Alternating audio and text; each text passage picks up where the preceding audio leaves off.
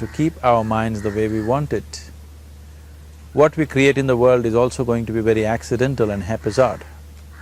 So learning to create our minds the way we want is the basis of creating the world the way we want.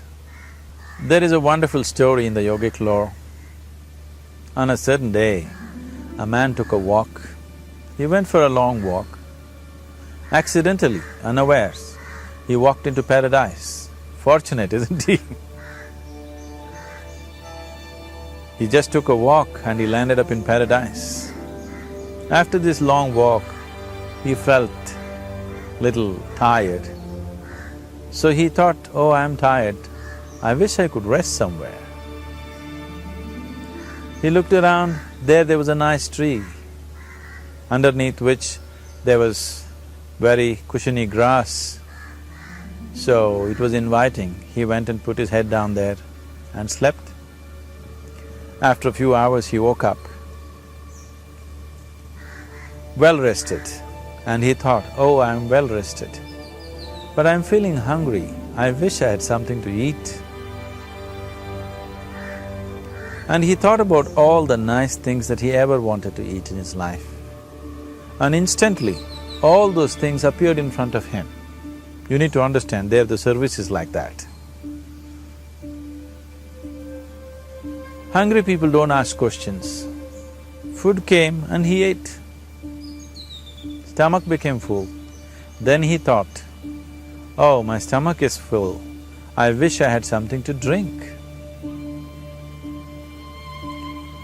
All the nice things that he ever wanted to drink, he thought about it and all of them just appeared in front of him. Drinking people also don't ask questions, so he drank. Now with a little bit of alcohol in him, you know Charles Darwin told you, all of you are monkeys, your tail fell away. Not me, Charles Darwin told you that you were all monkeys and your tail fell away and then you became human. Yes, definitely the tail fell away. But the monkey, in yoga, we always refer to an unestablished mind as markata, which means a monkey. Why we are referring to the mind as a monkey is, what are the qualities of a monkey? One thing about a monkey is, it's unnecessary movement. And another thing about the monkey is, if I say you're monkeying somebody, what does it mean? Imitation. Monkey and imitation have become synonymous. So these two essential qualities of a monkey are very much the qualities of an unestablished mind. Unnecessary movement, you don't have to learn it from the monkey, you can teach it to the monkey. And imitation is full-time job of the mind. So when these two qualities are on, a mind is referred to as a monkey. So this monkey became active within him. He just looked around, thought, what the hell is happening here? I asked for food, food came. I asked for drink, drink came. There must be ghosts around here, and ghosts came. Oh, the ghosts have come, they're going to surround me and torture me, he thought. Immediately the ghosts surrounded him and started torturing him. Then he started screaming in pain and said, oh, they're going to kill me, and he died. Just now he said he's a fortunate being. The problem is he was sitting under a kalpa vriksha or a wishing tree. He asked for food, food came, he asked for drink, drink came, he asked for ghost, ghost came, he asked for torture, torture came, he asked for death, death happened. Now don't go looking for these kalpa vrikshas in the forest, you can barely find a tree these days. A well-established mind, a mind which is in a state of samyukti, is referred to as a kalpa vriksha. If you organize your mind to a certain level of organization, it in turn organizes the whole system. Your body, your emotion, your energies, everything gets organized in that direction. Once all these four dimensions of you, your physical body, your mind, your emotion and the fundamental life energies are organized in one direction, once you are like this, anything that you wish happens without even lifting a little finger actually. It would help to assist it with activity, but even without doing any activity, you can still manifest what you want if you organize these 4 dimensions in one direction and keep it unwavering in that direction for a certain period of time. Right now the problem with your mind is, every moment it is changing its direction. It is like you want to travel somewhere and every 2 steps if you keep changing your direction, the question of you reaching the destination is very remote unless it happens by chance. So, organizing our minds and in turn organizing the whole system and these 4 basic dimensions of who you are right now in one direction, if you do this, you are a kalpavruksha yourself. Anything that you wish will happen. But right now, if you look at your lives, everything that you have wished for till now, if it happens, you have finished. Everything and everybody that you have desired for, if all of that lands up in your house today, could you live with that? Once we're empowered like this, it's very important that our physical action, emotional action, mental action and energy actions are controlled and properly directed. If it is not so, we become destructive, self-destructive. Right now, that is our problem. The technology, which is supposed to make our life beautiful and easy, has become the source of all the problem that we are destroying the very basis of our life, which is the planet. So what should have been a boon, we are making a curse out of it. What has brought incredible levels of comfort and convenience to us in the last 100 years or so has also become a threat to our life simply because we are not conscious action, we are in a compulsive state of action. So organizing our minds fundamentally means moving from a compulsive state of activity to a conscious state of activity.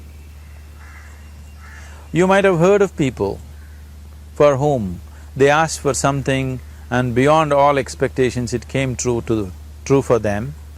Generally this happens to people who are in faith. Now, let's say you want to build a house. If you start thinking, oh, I want to build a house. To build a house I need 50 lakhs, but I have only 50 rupees in my pocket. Not possible, not possible, not possible. The moment you say not possible, you are also saying I don't want it. So on one level you're creating a desire that you want something, on another level you're saying I don't want it. So in this conflict, it may not happen. Someone who has some faith in a god or in a temple or whatever, who is simple-minded. Faith works only for those people who are simple-minded. Thinking people, people who are too much thinking, for them it never works. A childlike person who has a simple faith in his god or his temple or whatever, he goes to the temple and says, Shiva, I want a house. I don't know how, you must make it for me. Now in his mind there are no negative thoughts. Will it happen? Will it not happen? Is it possible? Is it not possible? These things are completely removed by this simple act of faith. Now he believes Shiva will do it for him and it will happen. So is Shiva going to come and build your house? No, I want you to understand, God will not lift his little finger for you. What you refer to as God is the source of creation. As a creator, he has done a phenomenal job, there's no question about it. Could you think of a better creation than this? Is it in anybody's imagination to think anything better than what is there right now? So as a creator, he has done his job wonderfully well. But if you want life to happen the way you want it, because right now, the very crux of your happiness and your well-being is this. If at all if you're unhappy, the only and only reason why you're unhappy is life is not happening the way you think it should happen. That's all it is. So if life is not happening the way you think it should happen, you're unhappy. If life happens the way you think it should happen, you are happy. It's as simple as that. So if life has to happen the way you think it should happen, first of all, how you think, with how much focus you think, how much stability is there in your thought, and how much reverberance is there in the thought process will determine whether your thought will become a reality or is it just an empty thought. Or how you do not create any impediments for your thought by creating negative thought process. This possible is something possible or not possible is destroying humanity. What is possible and not possible is not your business, it's nature's business. Your business is just to strive for what you want. Right now you're sitting here, if I ask you two simple questions, I want you to just look at this and answer this. Right now from where you're sitting, can you just fly off? You say no. Right now from where you're sitting, can you get up and walk? You'll say yes. What is the basis of this? Why you say no to flying and yes to walking? Because past experience of life, many times you've gotten up and walked, never did you fly off. Or in other words, you're using the past experience of life as a basis for deciding whether something is possible or not possible. Or in other words, you have decided that what has not happened till now cannot happen in your life in future. This is a disgrace to humanity and the human spirit. What has not happened till now on this planet can happen tomorrow. Human beings are capable of making it happen tomorrow. So what is possible and what is not possible is not your business. That is nature's business. Nature will decide that. You just see what is it that you really want and strive for that. And if your thought is created in a powerful way, without any negativity, without any negative thoughts bringing down the intensity of the thought process, the first and foremost thing is you must be clear what is it that you really want. If you do not know what you want, the question of creating it doesn't arise.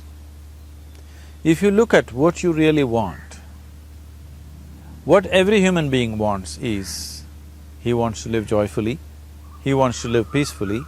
In terms of its relationships, he wants it to be loving and affectionate. Or in other words, all that any human being is seeking for is pleasantness within himself, pleasantness around him. This pleasantness, if it happens in our body, we call this health and pleasure. If it happens in our mind, we call this peace and joy. If it happens in our emotion, we call this love and compassion. If it happens in our energy, we call this blissfulness and ecstasy. This is all that a human being is looking for. Whether he is going to his office to work, he wants to make money, build a career, build a family, he sits in the bar, sits in the temple, he is still looking for the same thing. Pleasantness within, pleasantness around. If this is what we want to create, I think it's time we addressed it directly and commit ourselves to creating it. So you want to create yourself as a peaceful human being, joyful human being, loving human being, a pleasant human being on all levels. And do you also want a world like this? A peaceful world, a loving world, a joyful world? No, I want greenery, I want food. When we say a joyful world, that means everything that you want has happened. So this is all that you're looking for. So all that you need to do is commit yourself to creating it, to create a peaceful, joyful and loving world, both for yourself and everybody around you. Every day in the morning, if you start your day with this simple thought in your mind, that today, wherever I go, I will create a peaceful, loving and joyful world. If you fall down 100 times in the day, what does it matter? For a committed man, there is no such thing as failure. If you fall down 100 times, 100 lessons to be learnt. If you commit yourself like this to creating what you really care for, now your mind gets organized. Once your mind gets organized, the way you think is the way you feel, your emotion will get organized. Once your thought and emotion is organized, your energies will get organized in the same direction. Once your thought, emotion and energies are organized, your very body will get organized. Once all these four are organized in one direction, your ability to create and manifest what you want is phenomenal. You are the creator in many ways. That which is the source of creation is functioning within you every moment of your life. It is just that have you kept access to that dimension or not? Organizing the four basic elements of your life will give you that access. There are tools and technologies to do this. The whole science of yoga, the whole technology that we refer to as yoga is just about this, transforming yourself from being just a piece of creation to become a creator.